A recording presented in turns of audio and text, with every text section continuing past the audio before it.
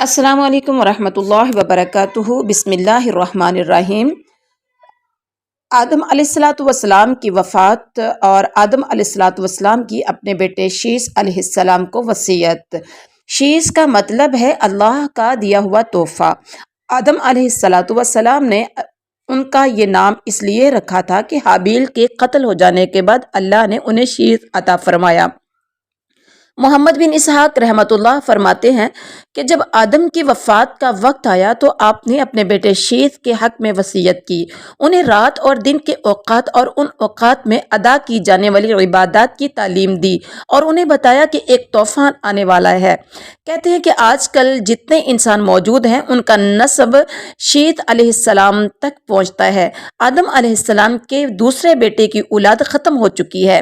جب آدم علیہ السلام فوت ہوئے اس دن جمعہ تھا، فرشتے اللہ کے پاس سے جنت کی خوشبو اور جنت کا کفر لے کر آئے اور ان کے بیٹے اور خلیفہ شیس علیہ السلام سے تعزیت کی۔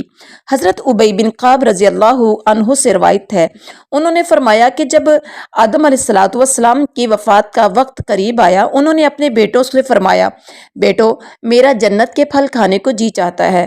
وہ تلاش کے لیے نکل کھڑے ہوئے، انہیں سامنے سے فرشتے آتے ملے جن کے پاس آدم علیہ السلام کا کفن اور خوشبو تھی، اور ان کے پاس کلہاڑے، کسیاں اور ٹوکریاں بھی تھیں۔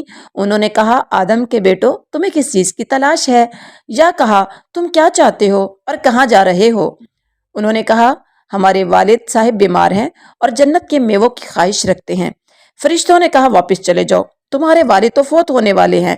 فرشتے جب آدم علیہ السلام کی روح قبض کرنے کے لیے پاس آئے تو حوا نے انہیں دیکھ کر پہچان لیا، وہ آدم علیہ السلام سے چمٹ گئی۔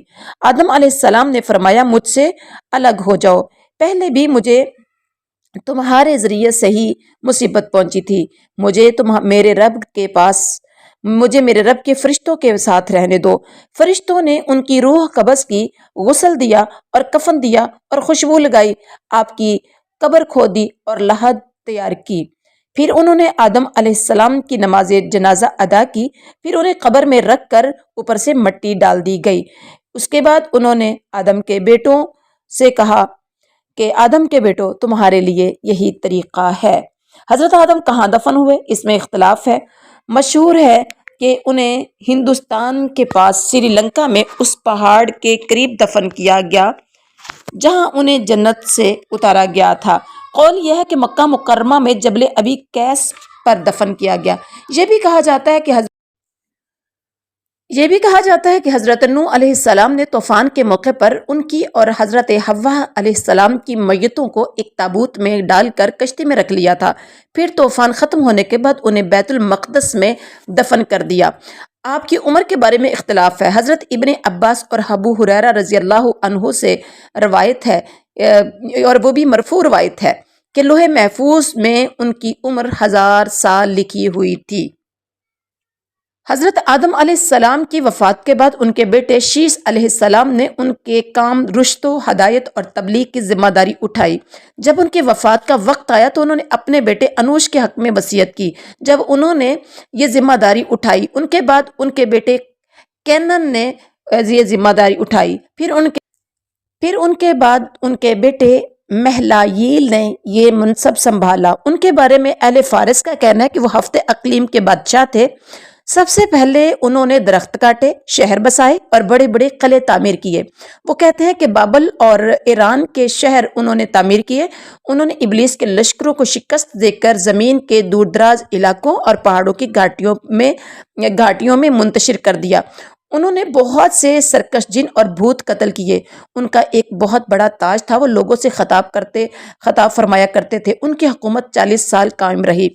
ان کی وفات پر ان کے بیٹے یرد نے ان کا منصب سنبھالا۔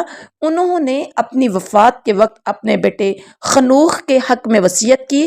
مشہور قول کے مطابق خنوخ کو ہی ادریس علیہ السلام کہا جاتا ہے۔ معزز ناظرین، اسلامک ویڈیوز اور قرآنی قاعدہ اور ناظرہ قرآن ما تجوید و مخارج اور ترجمۃ القرآن کے ساتھ ساتھ مختصر تشریح صحیح احادیث کی روشنی میں سیکھنے کے لیے ہمارا channel Quran and Islam 36 subscribe اور لائک کر دیں، اور صدقہ جاریہ سمجھتے ہوئے دوسروں کو ضرور شیئر کر دیں۔ جزاکم اللہ خیر۔